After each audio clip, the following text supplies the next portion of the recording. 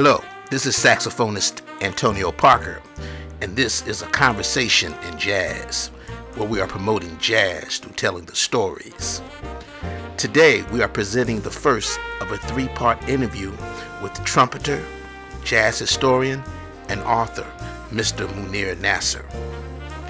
This is the first of many interviews we plan to do on this channel. We ask you to subscribe to the channel, hit the bell icon so we can let you know when we are posting another video or going live. We also ask you to donate to our Cash App in order to support the channel and help us to produce future videos. Our Cash App is $Jazzology 101. That's $Jazzology 101. Thank you. Enjoy the video.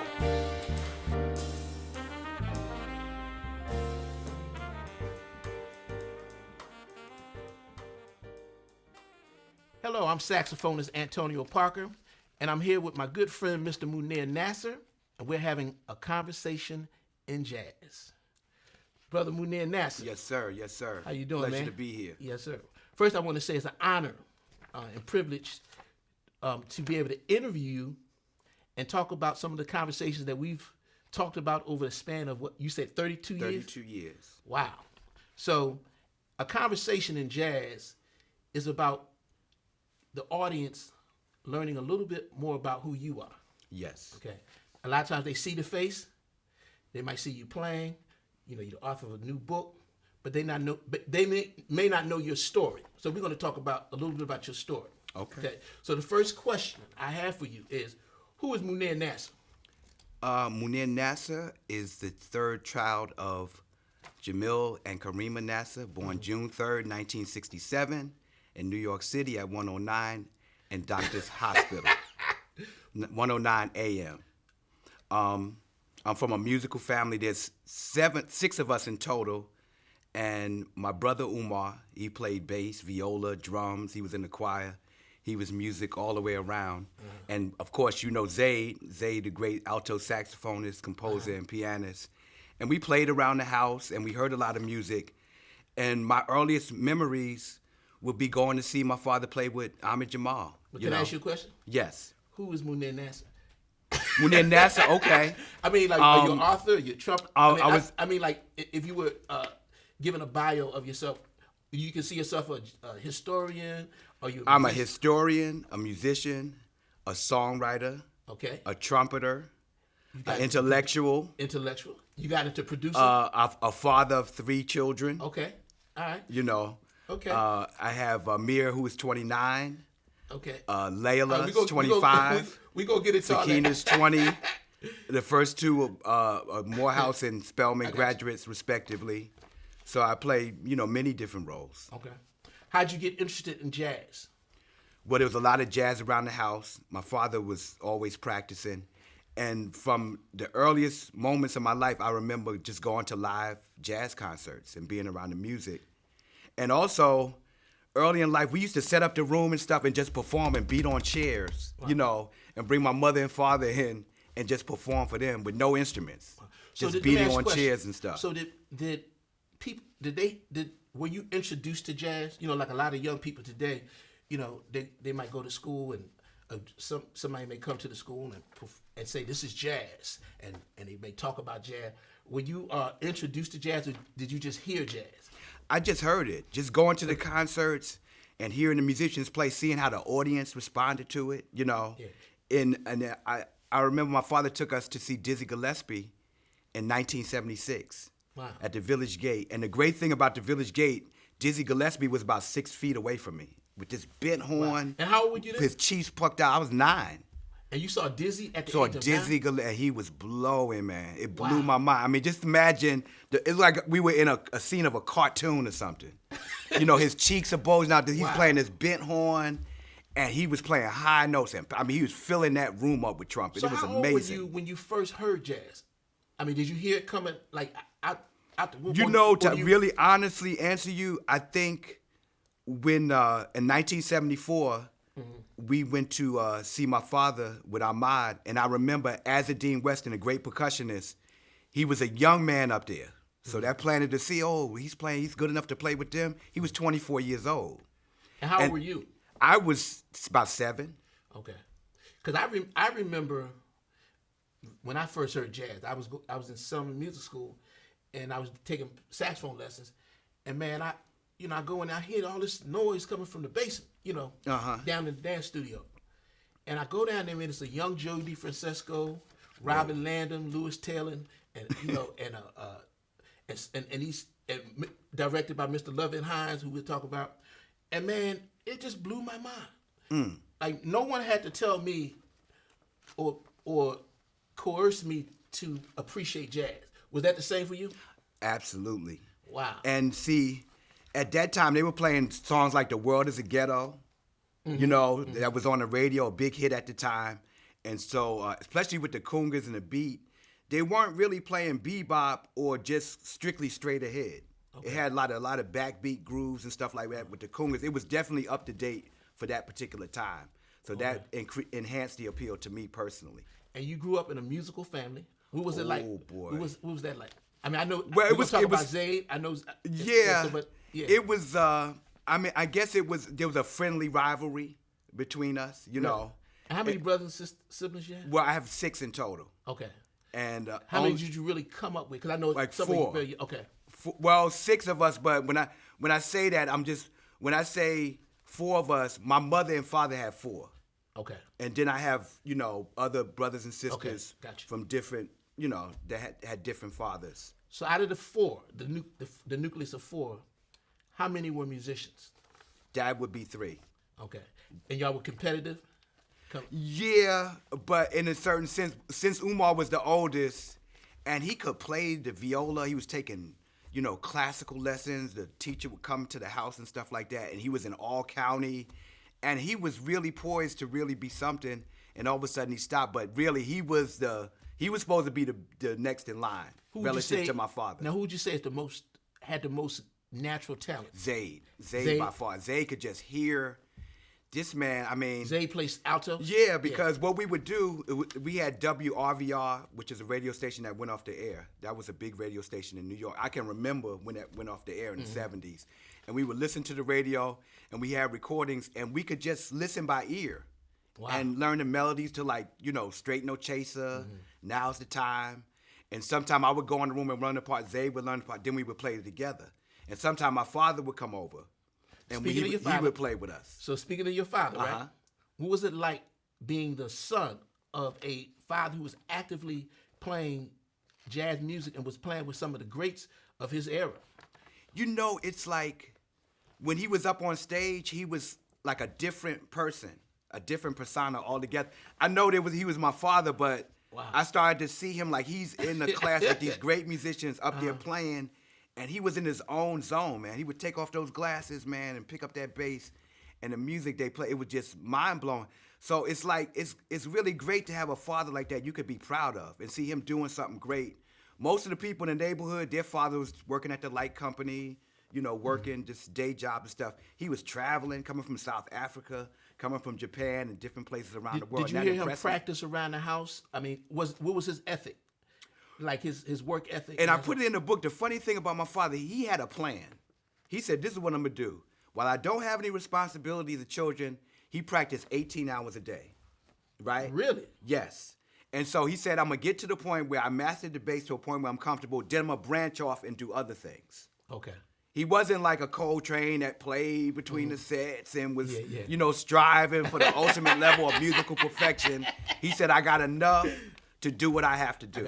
And he always said, I always keep 2 sets of me no matter what. So a lot of times the bass was sitting in the corner and he was on the phone, making business deals, organizing concerts. Wow. And I think that was his plan because he wanted to be more than just a musician. Wow. Really, in reality, there's no shortage of African-American musicians. Wow. Yeah, and he understood that and he wanted to be more than just a musician. And he was more than just a musician. So what attracted you to trumpet? Like, I know Zayd played alto. You said your older brother. Umar played bass, viola, drums. Okay, and you played trumpet. Yes. And how'd you get to? I remember I was at Marshall School in Hempstead. This was my elementary school, and I just remember sitting in the window and seeing a guy take out a cornet, and my mind was just and my sights was just transfixed on this shiny instrument, man. Really? I just remember sitting there looking at it, man, as he took it out the case. And I said I had to get one of those. At the same school in the library, I read a book on Louis Armstrong and W.C. Handy. And it was so colorfully written and interesting. That kind of solidified, so did you tell your dad my desire to want to have a trumpet. And then, against the backdrop of all that, he took me to see Dizzy Gillespie. Game over. So did you tell your parents I want to get a trumpet, or was it something you learned in school? I'm glad you asked me that question, because this is something I've never been talked about that much. But at that time, see, the popular narrative was in the 80s, Reagan came in, and then we couldn't get musical instruments. That may have been true in New York City, but on Long Island, where I was from in Hempstead, we had brand new musical instruments. Wow. So that narrative, it applies to the people perhaps in the inner city, but all of us weren't in the inner city. Okay. And they never asked us what our experience was like. That's another problem I have. They always default to the hood, and the hood's supposed to represent all of us, wherever we are. We didn't have that kind of situation out in Hempstead, but I thought I was going to get a trumpet right away. It took me like 4 or 5 months. I had to wait for someone to lose interest in the instrument for me to get one. Wow. And I remember my father going to Mr. Allen Hollander. I never forgot his name, from 1975 up to this point. Wow. And we would go to the concerts, and he said, my son, and then one day he came to my class, man. Is Muneer Nasser here? And man, I floated. We used to practice in a little basement of school. Yeah. I mean, I didn't even feel the ground beneath my feet as I walked there to get that horn. Now, we're gonna come back. I skipped over something that I want to talk about, because we've talked on the phone, and I want to talk about. You told me there are times when we having all you brothers and siblings where, y'all didn't. It was some struggle, and I know, and I want to talk about that because that's part of who you are, coming from how we're gonna eat today, and that sort of thing. Talk about that, like that part of coming up, and how did that play out in your life? Well, it's very difficult because we lived in kind of a middle class area, but we weren't middle class. Wow. See, so it was a lot of acting. Acting like you were well fed when you were hungry. I mean, there was a lot of time we didn't have no food in the house. No food, zero food. Nothing to eat, And you would tell me one time about you would make what the check was supposed to come in the mailbox or something. And you would go look. Yes.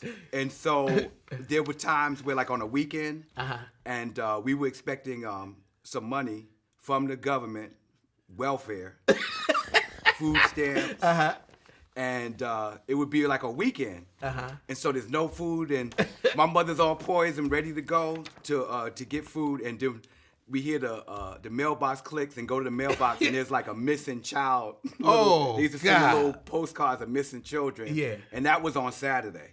Wow. So that means we were short during the weekend. And it arrived on Monday or something. Right. Yeah. But I think we have to make this known, because a lot of the children of musicians suffer, and nobody ever asks us our story. Yeah.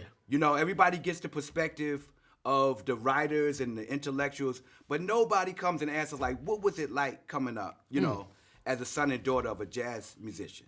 And then a lot of time we feel a need to protect their egos and reputation, so I'm really not supposed to even be telling you nothing like this. I'm supposed to be sitting here like everything was okay and everything was in place, and that was a big challenge.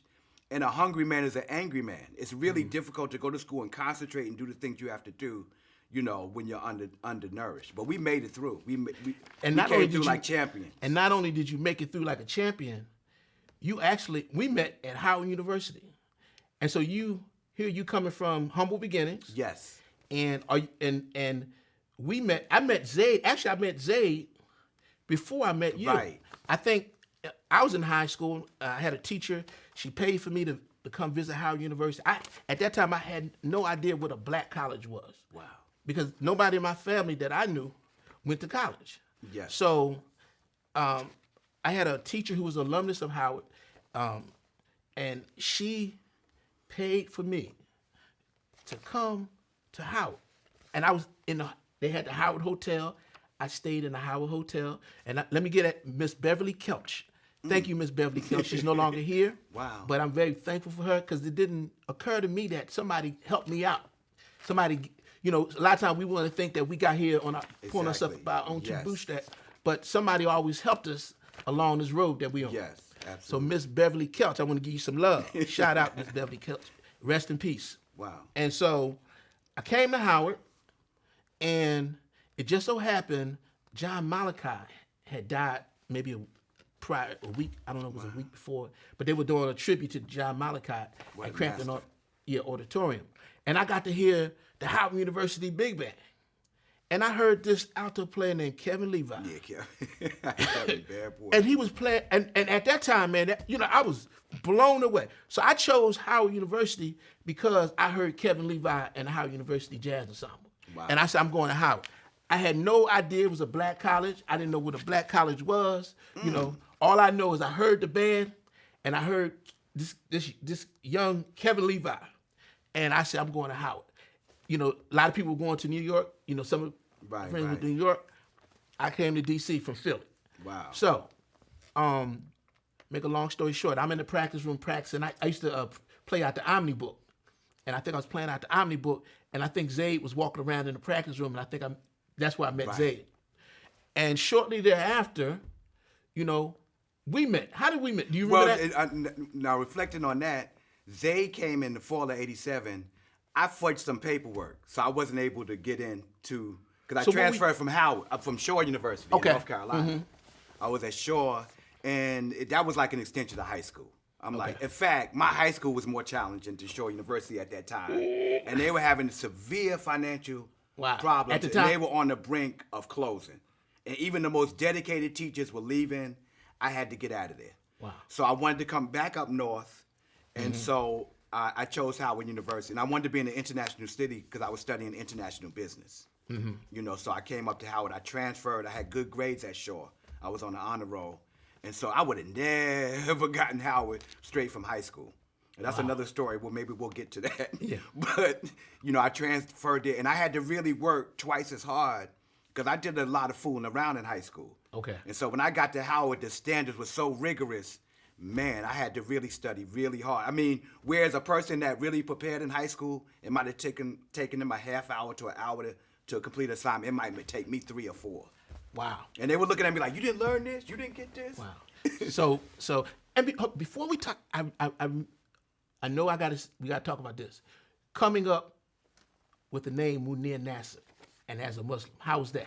And I just wanted to touch on that. That was very challenging because, we live in a culture that at that time, in the 70s, people weren't amenable to people that were different. So I was African American, but my name made me different. We didn't eat pork. We didn't celebrate Christmas, right? Mm-hmm. And you say Muneer, 2 syllables, right? So every time we would have class, if we had a substitute teacher, they would get to my name and stop. Uh-huh. And then I would get questioned. Where'd you get the name from? Where are your parents from? And so there was a lot of ignorance too. And sometimes teachers would say stuff out of pocket, and my parents would have to come to school and check them. But there was a lot of ignorance, and I experienced a lot of rejection because of that name and a lot of mockery. That's why I was surprised to see African Americans embrace Barack Hussein Obama, because I know for a fact in the 70s, many African Americans hated those names. And let me say a name. You see what I'm saying? And we were on the receiving end of a lot of that hate and mockery. Let me say a name that, let me see if it brings back any members. Congo Bongo. Oh, yeah. That's my cousin Julio. Yeah, that was his nickname for me. Why? Because I went through a period where I was just into African history and culture. And getting back to what you were asking about the name, I'm thankful for Alex Haley. I don't give a damn whether the book was plagiarized or not, because by him dramatizing Kunta Kinte being whipped out of his name and called Toby, that gave a dramatic, representation of how our names were taken from us, how our religion was taken from us. And so I didn't have to do much explaining after January 1977 when Roots came on TV. Wow. That's heavy. Because if a name wasn't important, they whipped that man within an inch of his life. And to be honest, man, like, to force him to change his name. Yeah, and I never even considered that, like that. How just having a different name could affect the way you're treated. I never even considered that. And we were treated somewhat like immigrants because we knew everybody's name was different, everybody's religion. We didn't eat pork. So it's like, who are y'all? So I kind of got the feeling of being, you know, an immigrant, like how an immigrant may feel walking among us. You know what I'm saying? And so there was a lot of ignorance. And so we are pioneers in that respect. So a lot of people that are able to dwell in America comfortably with them names, we paid dues on your behalf, you know, as did Muhammad Ali and my father in the 50s when he changed his name. It wasn't popular. So we met at Howard. How did we meet? You know, I can actually remember, my roommate Derek, Kelly Powell had come. Remember Kelly? Kelly came to my room, and I thought she was fine. He said, well, I'm about to go to their room right now. I said, well, shoot, I'm right behind you. And I followed him up there, and guess who was sitting in the room but you? With an autobiography of Malcolm X. And I remember that. Radical as all get out. But you know what's crazy? And you knew me back then. Yes. Now, how would you describe me back then? Oh, Antonio man, Parker. Just very radical, very pro-black, uncompromising. I mean, when you read something and developed your own conclusions therefrom, you fought to the hilt to defend it. It would be hard to convince you otherwise at that time. Now, I remember you telling me that Zayd told you about me prior to us meeting. Right, because Zayd had stayed at the Howard Inn because he was going to look into his paperwork. Because you know Howard, getting registered, oh my, man, you talking about difficulty, man. Oh, yeah. I had to send stuff registered and certified mail because they would lose documents and swear you didn't send stuff. So he had to come down in person to make sure everything was in place. And he said he walked into the Fine Arts building and he heard somebody playing Charlie Parker solo. And so we mainly came up playing by ear. Okay. So he was really fascinated that you were sight reading from the Omnibus. Wow. He was like, this cat is sight reading birds, so we would more or less start taking them off by ear. Yeah. You know, and a lot of times in school, they taught us our parts. Gotcha. So you were sight reading at first, but by the time of the concert, it's memorized. So he was fat, and he told me about you. He said, man, I heard this cat. He said he was playing it too, man. He wasn't missing nothing. And that impressed him. He never forgot that. And it's funny, I remember, like, that day, I think we met, and, you know, and I don't know, man, we just had a connection. I think we had and I don't know, we talked about jazz, but we've been friends ever since.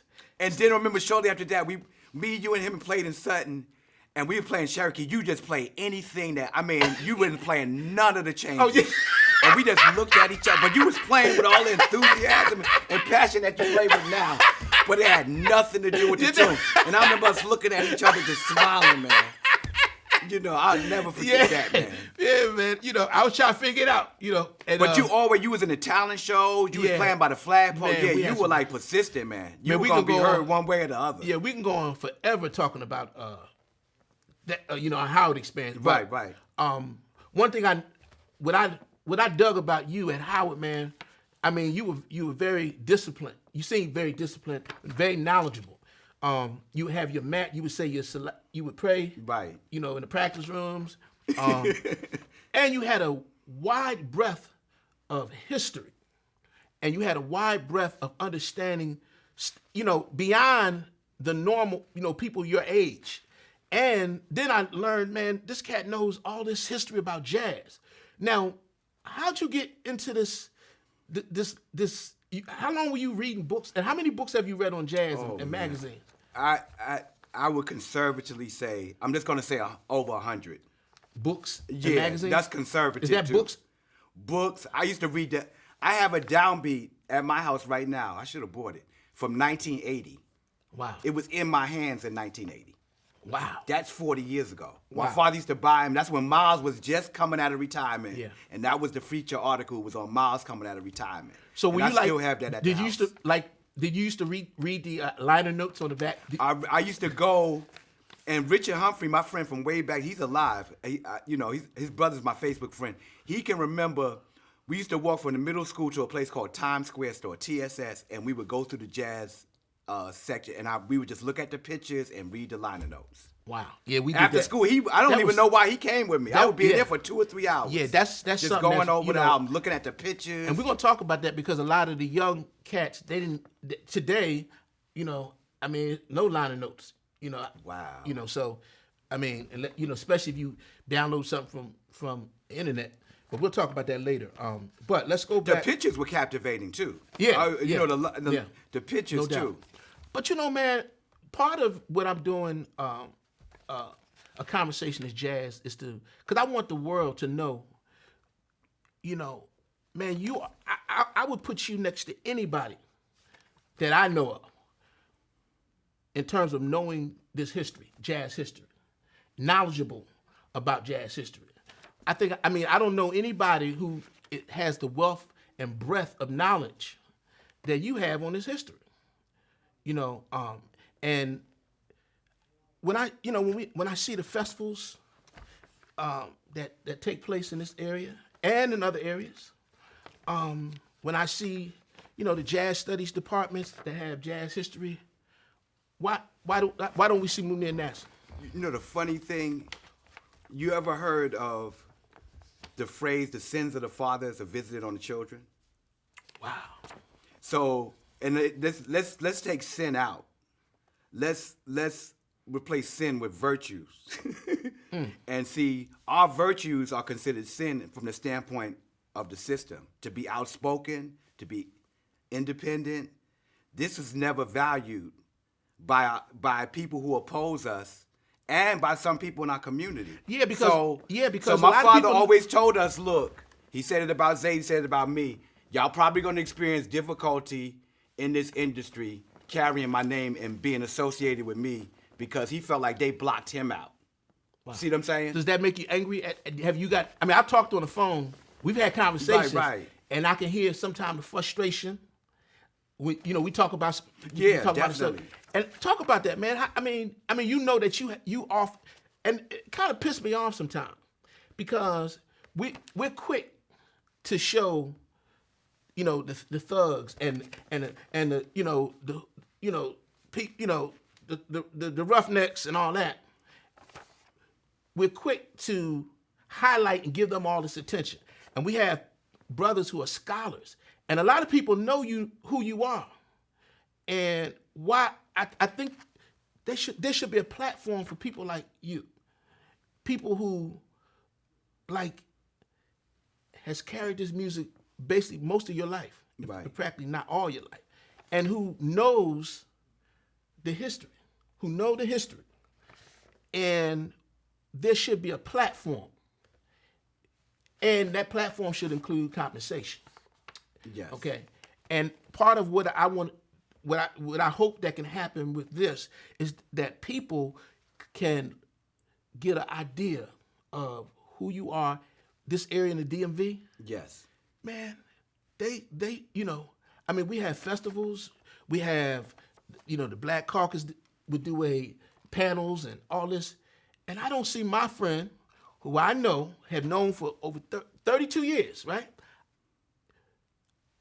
on the platforms. This making end the discussion. Right. You know what I'm saying? And we're gonna talk about that later about our generation. Yes. So it gotta be frustrating, and it's a form of rejection because at the same time, jazz is going into this world, kumbaya, we want to bring people from, and I'm for all that. I'm for all the diversity and all that, the American music, I'm for all that. But when I see one, qualified African Americans who should be on platforms, who should be given the stage, so that people who know the music, who can articulate the music, and you're very articulate. I'm not as articulate, but I just think, man, you need a platform. You just did a book. We're gonna go to the next session, talking about your book, Upright Bass. Yes. But how do we remedy this in our community? I think by doing what we're doing now. Okay, great. I could give you an example. Like in 1984, they had the Cool Festival, the Cool Jazz Festival, and so my father, George Coleman, Harold Vick. Lou Donaldson, they weren't invited. So they, instead of complaining about it, they put on their own festival. And I remember taking this very flyer, which I'm about to show you, and we went to Carnegie Hall. Wow. And Kobe Narita. Let me see that.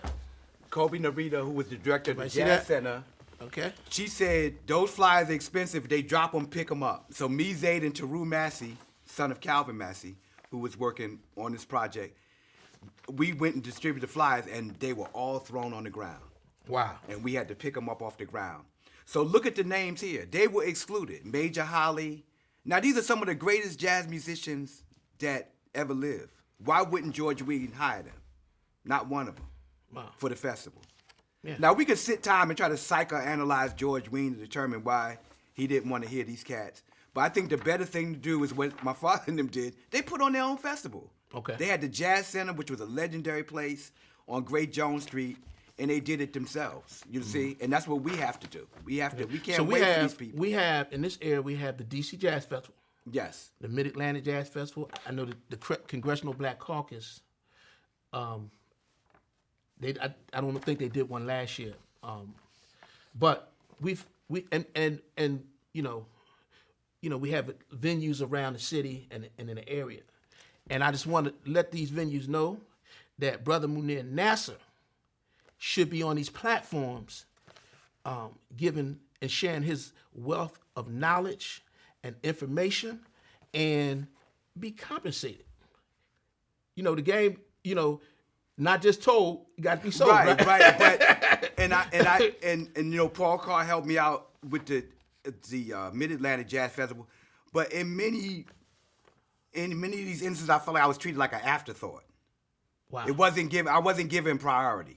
Mm-hmm. It was almost like a sense like, should we include? Let's give him something. You know what I mean? And let me say this: a lot of people may not do this intentionally, because I know, man, when you're putting on these festivals and stuff, you're not thinking about Muneer Nasser. You're not thinking about right. You have a vision. So I'm not. This is no shade at these organizations, but if we don't let them know, if we don't make say, hey, then you're out of sight, out of mind. But then there's booking agents. Okay. There's record company, and there's these other networks. See, we're operating as independent, artists and authors. We're not in the network. Okay. And so by the time they fulfill the requirements of the people in the network, there's no room for us. Wow.